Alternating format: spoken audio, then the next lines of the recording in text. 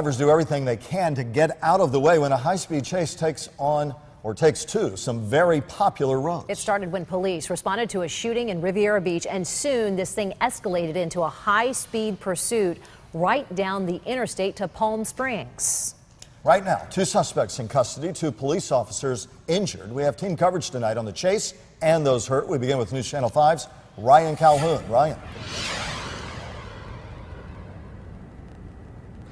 We have just learned that the car used in this police chase may have been stolen, and not too long ago, one of the suspects was actually put into a police car here behind me and taken to the Palm Beach County Jail. One thing we know for sure is that the people who saw this chase today definitely got a scare.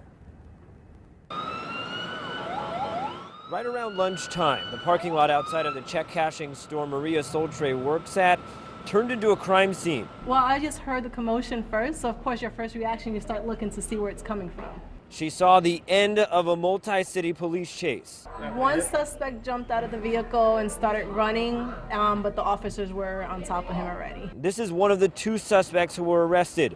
According to Riviera Beach Police, the 2 were suspects in a shooting at National Village off the 2300 block of Z Terrace in Riviera Beach. Officers later stopped them, but they drove off.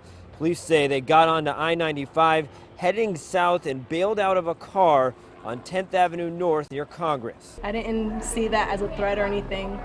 When they noticed that there was commotions, they locked the doors automatically from the insides. Police say the suspects caused 2 accidents, injuring 2 officers, something that angers the Riviera Beach police chief. I have 2 officers that are injured as a result of this madness, and it's going to stop. Our community is sick and tired of it, and we're not going to tolerate it anymore. We are still waiting to find out the names of those 2 that were arrested. We also are still waiting to find out how both of the officers were actually injured. One of them we know was injured by getting hit by one of the suspects, but we don't yet know how one of the other officers was injured. For now, we're live. I'm Ryan Calhoun, WPTV News Channel 5. Our team coverage continues at JFK Medical Center, where News Channel 5's Katie LeGrone is learning more about the officers who remain hospitalized there. Katie.